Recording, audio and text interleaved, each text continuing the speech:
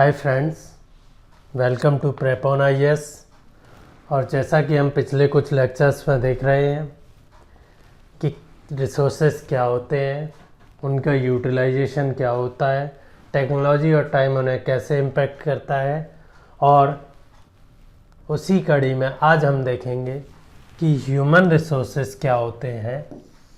पहला, then we will see sustainable development क्या होता है, इसकी नीड हमें क्यों महसूस हुई सस्टेनेबल डेवलपमेंट की, और इसकी एक ब्रीफ टाइमलाइन जिससे आपको एक आइडिया हो जाए कि लगभग 1960 से लेके 2021 तक हमने सस्टेनेबल डेवलपमेंट के लिए क्या क्या एफर्ट किए हैं, एनवायरनमेंट को सस्टेनेबल बनाने के लिए क्या क्या एफर्ट किए हैं, वो मैं आपको एक ब्रीफ टाइमलाइन भी लिखवाऊंगा, जिससे आप कोई भी एग्ज़ाम दे रहे हो आपके क्वेश्चन एक रीडिंग में, इस ब्रीफ टाइमलाइन की एक रीडिंग में एनवायरनमेंट के क्वेश्चन जो इवेंट से रिलेटेड पूछ लिए जाते हैं वो हो जाएंगे, और बात करेंगे कि सस्टेनेबल डेवलपमेंट क्या होता है। तो चलिए स्टार्ट करते हैं। पहला तो है, जैसे कि बात की, ह्यूमन रिसोर्सेज क्या होते हैं। ह्यूमन रिसोर्सेज आप सबको पता है, कोई भी रिसोर्स धरती पे जो भी मटेरियल अवेलेबल है अर्थ पे, वो तब तक रिसोर्स नहीं है जब तक कि ह्यूमन या कोई और स्पीसीज़ उसे यूज़ ना कर रही हो। अदर स्पीसीज़ की जो कैपेबिलिटीज़ हैं टेक्नोलॉजी में हो या मेंटल एबिलिटीज़ हैं वो लिमिटेड है, लेकिन ह्यूमंस की वो काफ़ी वाइड है, ब्रॉड है। तो इसलिए ह्यूमंस को ही हम एक स्पेशल टाइप का रिसोर्स मान लेते हैं, because they are the one who transforms natural resources और natural material physical things into usable things, है ना। जो यूजेबल थिंग्स हैं उनमें ट्रांसफॉर्म बेसिकली ह्यूमंस ही करते हैं, तो ह्यूमंस को हम अपने आप में एक रिसोर्स मान लेते हैं। ह्यूमंस की अगर कैपेबिलिटी ज़्यादा है, एक ग्रुप ऑफ ह्यूमन है जो कि क्या है, हेल्दी है, एजुकेटेड है, स्किल्स है इसके पास, एट्सेट्रा, ये सारी चीज़ें हैं, तो ऑब्वियसली ये वाला group as compared to this group जो अनएजुकेटेड है, most of the time ill रहता है, बीमार रहता है, परेशान रहता है ज़िंदगी में, एंड अनस्किल्ड है। तो आप समझिए इस ग्रुप से ज़्यादा ये ग्रुप जो भी रिसोर्सेज अवेलेबल होंगे नेचर में उनका अच्छे से यूटिलाइज कर पाएगा। इसी चीज़ को, इसी कैपेबिलिटी को ह्यूमंस की को, कि जो नेचुरल रिसोर्सेज हैं या फिजिकल थिंग्स हैं उनको रिसोर्स में कन्वर्ट करके यूज़ करने की कैपेबिलिटी को ही क्या कह देते हैं हम, ह्यूमन रिसोर्स। अगर डेफिनेशन की बात करें, जो कि एग्ज़ाम्स में अगर आप मेंस लिख रहे हैं तो काम आती है, तो यहाँ लिखिए definitions. Human resources HR, human resources refers to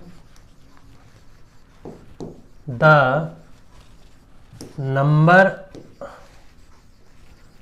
in terms of quantity, आप कह लीजिए पॉपुलेशन, ठीक है, क्वांटिटी कितनी आपके पास पॉपुलेशन है, एंड एबिलिटीज़, खाली पॉपुलेशन से काम नहीं चलेगा, किससे, उनकी abilities such as mental and physical, मतलब मेंटली टैलेंटेड या साउंड हो, एंड फिजिकली मेंटल एंड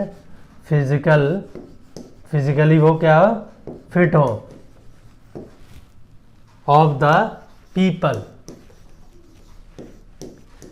जो भी पॉपुलेशन है एक एरिया की वो कितनी है नंबर्स में, क्वांटिटी में, और उनकी मेंटल एंड फिजिकल एबिलिटीज़ कितनी है, उसे हम क्या बोल देते हैं, उस एरिया का, उस रीजन का, उस नेशन का, उस सोसाइटी का, उस घर का human resource. It is the, further लिखिए थोड़ा सा, it is the skills of the humans की स्किल है, जो बात मैंने अभी बोली है, दैट हेल्प इन ट्रांसफरिंग या transforming, that help in transforming the natural और physical resources into a valuable, the natural और you can say physical things into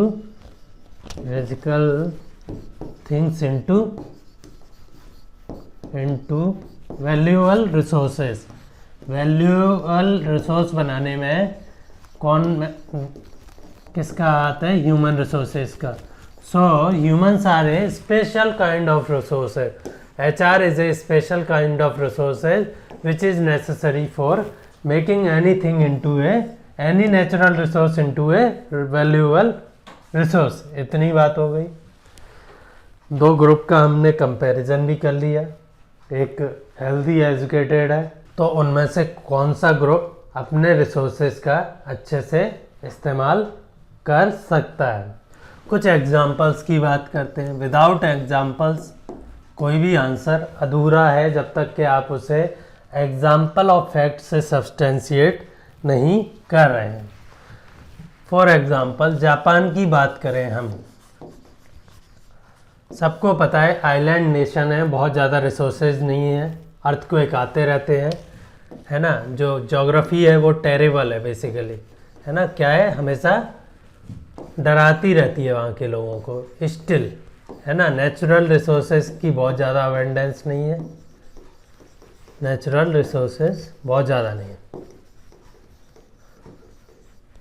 कम है, फिर भी it's a advanced, highly advanced, basically even European Nations से भी ज़्यादा advanced country है in terms of किसमें, जो पर कैपिटा इनकम कह लीजिए आप,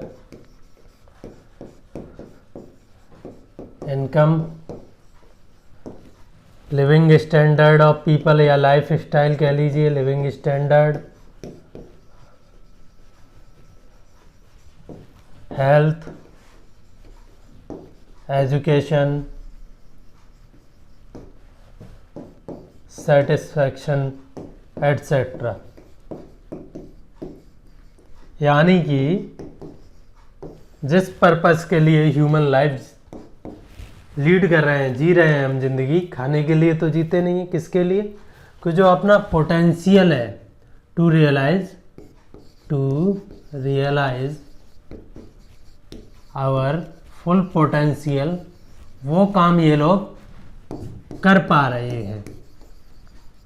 कितनी मटेरियल वेल्थ है, कितना क्या है, वो एक पैरामीटर है, पर फाइनल पैरामीटर क्या है कि आप हैप्पी हो और आप जो अपना ज़िंदगी में करना चाह रहे हो वो कर पा रहे, है ना, आप भूखे नहीं मर रहे हो, आपको बेसिक प्रॉब्लम्स लाइफ की हिंडर नहीं कर रही हैं अपना पोटेंशियल रियलाइज करने से। एक एग्जांपल हो गया, एक और लेते हैं अपोजिट। फॉर एग्जांपल बताइए, Africa is a continent you can say which is endowed with natural resources, काफ़ी natural resources हैं, कोई कमी नहीं है, एटलीस्ट जापान से तो कई गुना ज़्यादा है, but they don't have, human तो हैं पर रिसोर्सेज में कन्वर्ट नहीं किया गया है, ह्यूमंस को रिसोर्सेज में कन्वर्ट नहीं किया, ये तो है लेकिन ये नहीं है। अफ्रीका की पॉपुलेशन भी ठीक है, population is good,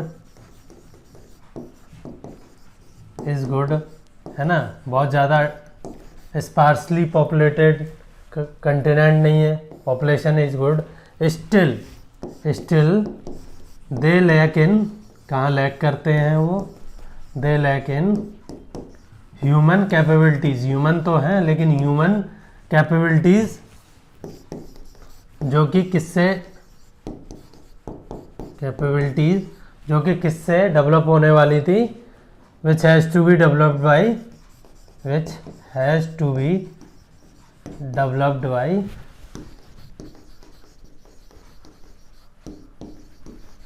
by health, education, skills and entrepreneurship वगैरह आप कह लीजिए, इन सारी चीज़ों की वहाँ कमी है। Similar is the case with India. India की हम स्पेशली अभी बात करेंगे, कुछ पॉपुलेशन डेटा और सारी चीज़ें मैं आपको बताऊंगा, एम्प्लॉयमेंट डेटा, जिससे वो आपके लिए एक केस स्टडी या एग्जाम्पल हो जाएगा जो आप कहीं भी कोट कर सकते हैं और 2-4 चीज़ें आपको डेटा उसमें सीखने को मिल जाएगा। तो हमने 2 चीज़ें देख ली। ज़रूरी नहीं है कि आपके पास नेचुरल रिसोर्स हो तो आप डेवलप्ड हो, जैसे कि अफ्रीका है ना, Africa is a well endowed nation with या continent with natural resources but least developed क्या है, एलडीसी है, लीस्ट डेवलप्ड कंटिनेंट या कंट्री कह लीजिए। तो हमने देख लिया कि ह्यूमन रिसोर्सेज की कितनी वैल्यू है। अल्टीमेट अगर कोई रिसोर्स है, ह्यूमन रिसोर्स की कितनी वैल्यू है, अल्टीमेट अगर कोई रिसोर्स है तो वो है ह्यूमन रिसोर्स। अगर ये अच्छा है आपका तो आप कितने भी मुश्किलों से लड़ सकते हो, और अगर ये आपके पास नहीं है तो आपके पास चाहे भंडार भरे रखे हों, आप उन्हें खर्च कर दोगे और आपको तब भी कुछ नहीं होने वाला है, तब भी आप अपने पोटेंशियल को रियलाइज नहीं कर पाओगे। ठीक है, एक और एग्जांपल आप इसका दे सकते हो यूके का। 17th-16th सेंचुरी में ये अभी भी आइलैंड नेशन ही है, आइलैंड नेशन है, बहुत ज़्यादा कुछ था नहीं इन लोगों के पास। इन्होंने पूरा एक्सप्लोर किया वर्ल्ड को, जो भी किया इन्होंने लूटपाट की, जो भी की अपने टैलेंट से की, और अपने नेशन को अब one of the foremost developed nation में काउंट करवाते। Similar is the case with Scandinavian countries. Please ये नाम जरूर लिख लीजिए, स्कैंडिनेवियन कंट्रीज। ये क्या है, स्कैंडिनेवियन कंट्रीज कौन सी कंट्रीज होती हैं? आपने यूरोप का मैप देखा हो तो आपको उसमें एक पेनिनसुला टाइप का दिखेगा जस्ट ऊपर, जो कि रसिया वगैरह से टच है। इधर डेनमार्क है, तो इधर नॉर्वे, स्वीडन जो कंट्री है, और यहाँ फिनलैंड, ये जो कंट्री है इन्हें हम क्या बोल देते हैं, स्कैंडिनेवियन कंट्रीज। HDI की जो रैंकिंग आती है, ह्यूमन डेवलपमेंट इंडेक्स, जो कि किस पे बेस्ड है, हेल्थ, एजुकेशन और पर कैपिटा इनकम पे। किस पे, हेल्थ, एजुकेशन। और आप पढ़िए, मैं यहाँ ज़्यादा नहीं बताऊँगा, थोड़ा सा इकोनॉमी का टॉपिक है और बाद में भी डिस्कस करेंगे इसे। और पर कैपिटा इनकम पे डिपेंडेंट है, उसमें ये हमेशा टॉप पे रहते हैं। ऐसा ही एक और नेशन है न्यूजीलैंड। तो कुछ मैंने आपको एक जनरल इन्फॉर्मेशन दे दी कि कैसे अगर हम HR को डेवलप कर लें, अपने ह्यूमन रिसोर्स को डेवलप कर लें, तो हम कितनी भी समस्याओं से, यहाँ साल के 6 महीने बर्फ़ जमी रहती है, हम कितनी भी समस्याओं को इजीली काउंटर कर सकते हैं, फेस कर सकते हैं, और अपने देश को सबसे आगे ले जा सकते हैं, अपनी सोसाइटी को सबसे आगे ले जा सकते हैं। इंडिया की बात करते हैं ह्यूमन रिसोर्सेज में, है ना। आप सबको पता होगा इंडिया की population second largest in the world कितनी है, करीब 1.3 बिलियन, या क्या कह लीजिए 130 करोड़। दिस इज़ अप्रोक्सीमेट, मैं कभी भी फिगर आपको एग्जैक्ट नहीं लिखवाऊंगा क्योंकि UPSC में वो मैटर नहीं करता है। 130 करोड़, लेकिन अप्रोक्सीमेट आपको पता होना चाहिए, वो आपके आंसर्स को अच्छा बनाता है। So we have a population of 1.3 billion. अगर हम ह्यूमन रिसोर्स की डेफिनेशन से जाएं तो पहला फैक्टर है ह्यूमन रिसोर्स में क्या है, क्वांटिटी या नंबर्स कितना है आपके पास ह्यूमंस का, तो वो तो हमारे पास अच्छा खासा है ना। Second largest in the world है आफ्टर चाइना, और इसे भी ये भी कह देते हैं हमारे पास करीब 17% ऑफ द वर्ल्ड पॉपुलेशन सिर्फ किसकी है, इंडिया की है। अगर वर्ल्ड 6 में से आप एक आदमी उठाएंगे तो वो इंडिया का होगा, इसका मतलब ये हुआ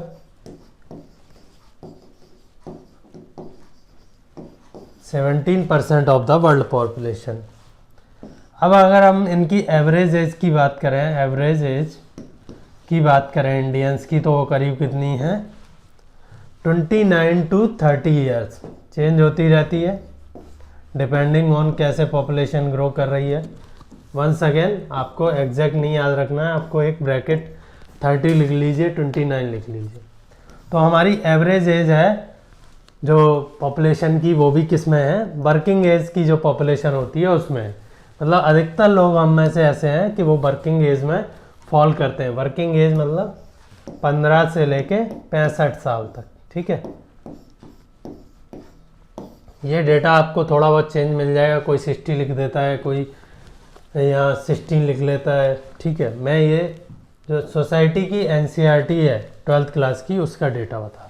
हमारे पास इस हिसाब से देखें तो अभी जो यूथ की पॉपुलेशन है, वो यूथ की पॉपुलेशन क्या है, यूथ की पॉपुलेशन है वो मैक्सिमम है, इवन चाइना से भी ज़्यादा है। यूथ की पॉपुलेशन ज़्यादा है, इसका मतलब हमारे पास ऐसे लोग बहुत हैं जो कि वर्किंग एज पॉपुलेशन में फॉल करते हैं या फिर वो काम के लिए तैयार हैं, है ना, वर्किंग एज में फॉल करते हैं। मतलब हमारे पास काफ़ी ह्यूमन रिसोर्सेज हैं, यू कैन से सबसे ज़्यादा ह्यूमन रिसोर्सेज है हमारे पास इन टर्म्स ऑफ नंबर। अब इन टर्म्स ऑफ क्वालिटी बात कर लेते हैं हम। क्वालिटी नंबर तो हमारे पास बहुत है, मान लीजिए 130 करोड़ में से 60 करोड़ हमारे क्या है, ऐसे हैं जो 20 से 45 की कैटेगरी में है। तो बेसिकली ये तो बेस्ट एज है काम करने के लिए। 45 के बाद भी करते हैं कुछ लोग, 20 से पहले भी करते हैं। मैं मान लिया 20 से 45 एज की जो एज है उसमें हमारे पास इतने लोग हैं, अप्रॉक्सीमेशन है, डेटा नहीं है। लेकिन हमारे पास क्या, इनको इनमें से हम देखेंगे क्या 60 करोड़ में से डेवलप्ड कितने हैं, developed in the sense health, education, skills और एंटरप्रेन्योर, या फिर आप कह लीजिए रिस्क टेकिंग कैपेबिलिटीज़ या दिमाग। अपॉर्चुनिटी कितनों के पास है, अगर चलो वो रिस्क नहीं लेना चाहते, ये 3 चीज़ हैं उनके पास। तो अपॉर्चुनिटी कितनों के पास है, एक तो ग्रुप ये हो गया, एक हो गया जो कि मैक्सिमम टाइम सिक रहते हैं, इल है, अनएजुकेटेड है या बहुत कम पढ़े लिखे हैं, अनस्किल्ड है या थोड़ी बहुत स्किल्स है, सेमी स्किल्ड है, और उनके पास कोई पैसा या उन्हें ना तो एंटरप्रेन्योरशिप की समझ है, ना उनके पास लैक ऑफ फाइनेंस, पैसा है जो कि अगर उन्हें समझ हो भी तो मान लीजिए बिना पढ़ा लिखा बंदा है लेकिन उसे समझ है, लैक ऑफ तो फिर उसके पास क्या नहीं है, पैसा नहीं है। इंडिया की प्रॉब्लम हम देखें, इंडिया की प्रॉब्लम हम देखें तो मैक्सिमम लोग जो है वो इस कैटेगरी में फॉल करते हैं। इसमें अभी क्या है, ये जो कैटेगरी है इसमें चीज़ें बढ़ रही हैं लेकिन फाइनली एक फैक्टर हिंडर कर जाता है, क्या है, लैक ऑफ अपॉर्चुनिटी। इवन आप पढ़े लिखे भी हैं तो अगर आप एनसीईआरटी या एम्प्लॉयमेंट का डेटा उठा के देखेंगे 11th क्लास की का, एनसीईआरटी का या जो गवर्नमेंट पब्लिश करती है एम्प्लॉयमेंट डेटा, तो बताएगी जो लैक ऑफ अपॉर्चुनिटी की वजह से इनमें से कितने सारे लोग क्या हैं, अनएम्प्लॉयड हैं। अनएम्प्लॉयड है यानी कि वो जो अपना कंट्रीब्यूट कर सकते थे जिस एज में वर्क फोर्स में, जो डेवलपमेंट में, वो कंट्रीब्यूट नहीं कर पा रहे हैं। आपको ये जान के सरप्राइज होगा क्या कि इंडिया में आप देखेंगे कि 10th क्लास, आप 3-4 कैटेगरी बना लीजिए। एक तो हो गए जो अप टू 10th क्लास पढ़े हैं, एक हो गए 12th क्लास तक पढ़े हैं, secondary, senior secondary and graduate, और अपर ग्रेजुएट के बाद पोस्ट ग्रेजुएट वगैरह ले लीजिए और पीएचडी ले लीजिए इसी में। तो आपको ये पता चलेगा इंडिया की विडंबना क्या है कि जो ग्रेजुएट हैं पोस्ट ग्रेजुएट हैं वो उनकी अनएम्प्लॉयमेंट रेट ज़्यादा है किससे, जो 10th या 12th तक पढ़े हैं, इनसे ज़्यादा है। इनकी करीब 2.5% है, करीब बता रहा हूँ, प्लीज़ एक बार देखिए, उनकी करीब 7.5% के करीब है। डेटा चेंज होता रहता है पर बेसिकली इनकी ज़्यादा रहती है इनसे। क्यों, मुझे बताइए। पहला तो फैक्टर है कि ये थोड़ा सा ज़्यादा टाइम तक पढ़ते रहते हैं, ठीक है, ऑब्वियसली आप ग्रेजुएट कर रहे हो तो आपको ज़्यादा। दूसरा फैक्टर है, अगर ये नहीं पढ़े हैं तो बेसिकली क्यों नहीं पढ़े हैं, क्योंकि इनकी हालात ने इन्हें पढ़ने का जो मौका है वो दिया ही नहीं है। इन्हें एनी हाउ काम करना ही है, चाहे वो काम किसी भी कैटेगरी का हो, चाहे इनके लायक हो ना हो, इन्हें करना ही है। क्योंकि ये कैपेबल हैं, पढ़ाई कर रहे हैं, तो ये जो काम लेते हैं वो भी किसका, जो इनको सूट करता हो, जो इनको ऐसा काम लेंगे ना भाई, इतने पढ़े लिखे, इनके पास थोड़े रिसोर्सेस थे, ये पढ़े, लेकिन फिर काम की बात आई तो काम भी तो वैसा ही लेंगे जो इनकी डिमांड को सूट करता हो, इनकी जो कैपेबिलिटी है उन्हें सूट करता हो। तो ऐसा काम क्या है, बहुत ज़्यादा अवेलेबिलिटी नहीं है, नो जॉब्स। इंडिया की जो प्रॉब्लम है बताता हूँ वो क्या है, लैक ऑफ अपॉर्चुनिटी भी नहीं है, तो इनकी अनएम्प्लॉयमेंट रेट ज़्यादा है। Apart from health, education, skills, basic needs के अलावा, ये जो 3 नीड्स हैं, इनके अलावा भी इंडिया अगर कुछ लैक करता है तो वो क्या है, जॉबलेस। हमारे पास प्रॉब्लम क्या है, जॉबलेस ग्रोथ तो हुई है इंडिया की 90s के बाद, लेकिन वो कैसी हुई है, जॉब इंक्रीज नहीं हुई है, सिर्फ जीडीपी ग्रो कर गई है, ठीक है। सेकेंड, हमारी जो है एजुकेशन है वो क्या है, उसमें स्किल्स वाला जो पार्ट है वो लैकिंग है, स्किल्स वाला पार्ट है वो लैक करता है। थर्ड, हमारी जो एंटरप्रेन्योरशिप की जो कैपेबिलिटीज़ हैं या रिस्क लेने की कैपेबिलिटीज़ हैं, वो हमारी सोसाइटी, हमारे माता पिता कहते हैं बेटा जाके सीधे चुपचाप क्या करो, जॉब, बिजनेस में कुछ नहीं रखा है, तो जो जॉब जनरेशन वाला काम है वो ख़त्म हो गया है। थर्ड है कि जो हमारी स्मॉल स्केल इंडस्ट्रीज़ हैं, स्मॉल स्केल MSME जिन्हें बोल देते हैं, micro small and medium sector industries, वो क्या है, कभी एक तो गवर्नमेंट ने ध्यान नहीं दिया है, उनको फाइनेंस नहीं, उनकी क्या प्रॉब्लम है, फाइनेंस नहीं है। पहले 90s के पहले तो इनको थोड़ा बहुत फाइनेंस मिल भी जाता था, डेडिकेटेड थी बैंक्स इनके लिए। एग्रीकल्चर में भी वही प्रॉब्लम है फाइनेंस की, और इन पे अब तो कोई पॉलिसी भी इनका फेवर नहीं करती है। सब किसका फेवर करती हैं, बड़े मर्चेंट या बिग इंडस्ट्रीज़ को फेवर करने लगी है। तो इंडिया में ह्यूमंस तो हैं पर क्या नहीं है, ह्यूमन रिसोर्सेज नहीं है। We have humans, plenty of humans, पर हमारे पास ह्यूमन रिसोर्सेज नहीं है। थोड़ा सा इस कंटेस्ट में चाइना की बात करना ज़रूरी हो जाता है, क्योंकि लोग जनरली इंडिया और चाइना को कंपेयर करते हैं, और एग्ज़ाम में भी आप एग्जाम्पल लिख सकते हैं। चाइना ने क्या किया है, इनकी रिजीम कैसी है सबको पता है, थोड़ी सी कम्युनिस्ट है, मतलब कि सोसाइटी बेस्ड है, कम्युनिस्ट है मतलब कि सोसाइटी बेस्ड है। तो इन्होंने माओ जेडोंग के लीडरशिप में, माओ जेडोंग कौन थे, यहाँ के कम्युनिस्ट लीडर थे, करीब आप कह लीजिए 1960 टू 1980s तक करीब है, ठीक है। इन्होंने क्या किया, माओ जेडोंग ने, जेडोंग स्पेलिंग चेक कर लीजिएगा, ऑलमोस्ट यही है। माओ जेडोंग ने क्या किया, सोसाइटी बेस्ड थी, सोसाइटीज़ को इतना एम्पावर कर दिया कि वहाँ के पीपल क्या हो गए, हेल्दी। उन्होंने पहले किन चीज़ों पे, बेसिक चीज़ों पे ध्यान दिया कि हेल्थ ठीक है, एजुकेटेड हो रहे हैं बंदे या नहीं, जो क्योंकि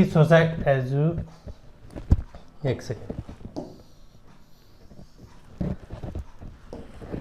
एजुकेटेड हो रहे हैं या नहीं, क्योंकि सोसाइटी बेस्ड है तो सोसाइटी को मिलजुल के अपना जो भी इंडस्ट्री चलानी है SMSCs वो इन्होंने डेवलप करवा दी थी उस टाइम पे। तो इस वजह से क्या हुआ, एक तो इन्होंने HR को डेवलप भी कर लिया है ना, हेल्थ एजुकेशन और स्किल से, और इन्होंने MSME के थ्रू क्या कर दिया, अपॉर्चुनिटीज़ भी डेवलप कर दी। एक सिंगल बंदा अगर बिजनेस करे तो हो सकता है सक्सेसफुल ना हो, लेकिन पूरी सोसाइटी मिलके कुछ करने लग जाए ग्रुप्स बना के, तो वो बहुत ज़्यादा चांस रहते हैं कि उसमें सक्सेसफुल हो। और इसीलिए जो चाइना की जो कॉटेज इंडस्ट्री है, आप सोचते होंगे चाइना से इंडिया इतना इंपोर्ट करता है, वो पता है कहाँ से आता है, मैक्सिमम उनकी आता है कॉटेज, छोटे छोटे जो घरों की इंडस्ट्री है या जो सोसाइटी बेस्ड इंडस्ट्री है, वो हमारी जो बड़ी इंडस्ट्री है उन्हें आउट कम्पीट कर देती है, या फिर हमारे जो सोसाइटी बेस्ड इनकी इंडस्ट्री, हमारे जो सिंगल एंटरप्रेन्योरशिप बेस्ड इंडस्ट्री हैं उन्हें मैन्युफैक्चरिंग या हर एक चीज़ में आउट कम्पीट कर देती हैं। ये वजह है चाइना के सक्सेसफुल होने की in terms of manufacturing and job opportunity, और इंडिया के क्या फेल होने की। थोड़ा सा HR डेवलपमेंट की बात कर लेते हैं। ह्यूमन रिसोर्स की बात हो गई। प्लीज़ ह्यूमन रिसोर्स में आपने बेसिक समझ लिया है, उसके बाद जो इम्पोर्टेंट है वो है कि आप कितने एग्जाम्पल, कितनी चीज़ों को एक साथ कंपेयर कर सकते हैं, तो आपको नंबर ऑब्वियसली बाकी लोगों से अच्छे मिलेंगे। HR डेवलपमेंट सिंपल एक लाइन लिख लीजिए, to make people capable of achieving और रियलाइजिंग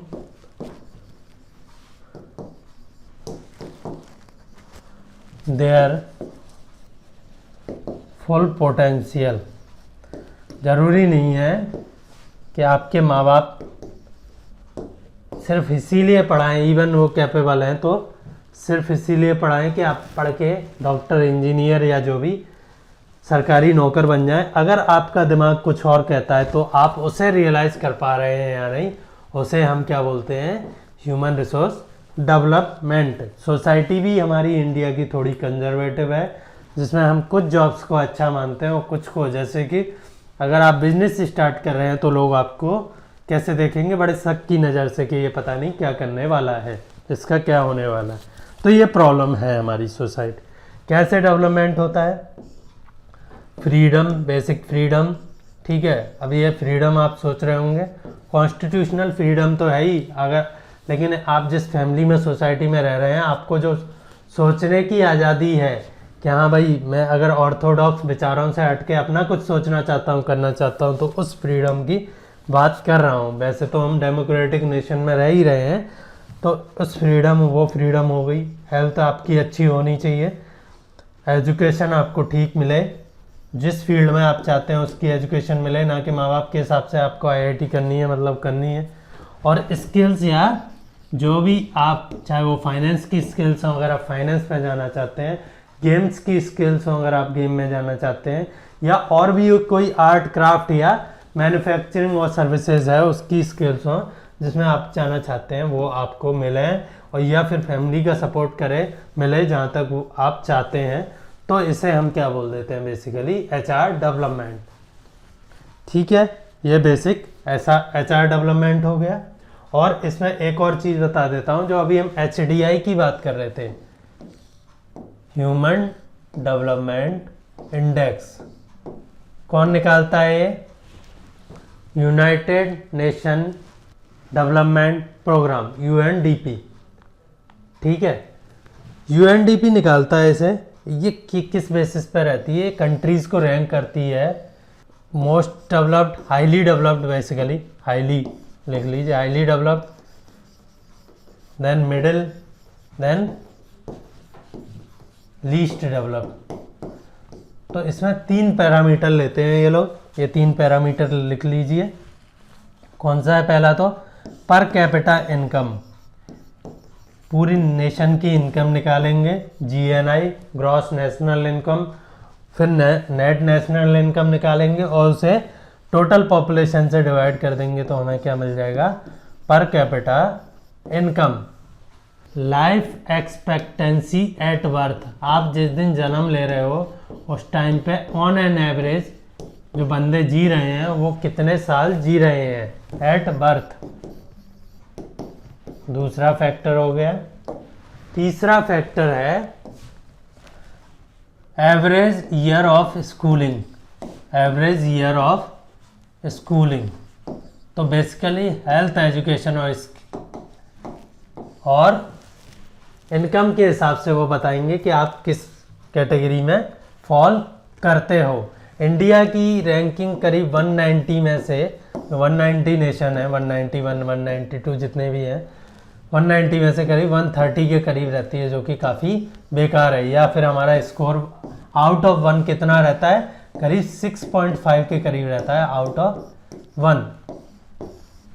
अब मुझे एक और चीज़ बताइए आप, ये आपका होमवर्क है, इसमें इन्होंने एक और निकाली है जेंडर गैप रिपोर्ट। ये कौन निकालता है और इसके क्या इम्प्लीकेशन है, और यूएनडीपी ने इस जेंडर गैप को इसमें कैसे काउंट करना अभी फ़िलहाल शुरू किया है। एचडीआई में यूएनडीपी ने जेंडर गैप्स को या जेंडर इनइक्वालिटी को कैसे काउंट करना शुरू किया है, ये आप पता कीजिए, आपका होमवर्क है। अगले लेक्चर में इसे डिस्कस करेंगे। ये तो हो गई ह्यूमन रिसोर्सेज की बातें। अब क्योंकि लेक्चर थोड़ा लंबा हो रहा है तो जो सस्टेनेबल डेवलपमेंट है और इसकी जो टाइमलाइन है, डेवलपमेंट है और जो टाइमलाइन है इसकी, वो मैं अगले लेक्चर में पूरा ऐसे ही सिंपली आपसे डिस्कस करूँगा कंसेप्चुअली, जिससे आपको कुछ भी चीज़ रटने की ज़रूरत ना हो।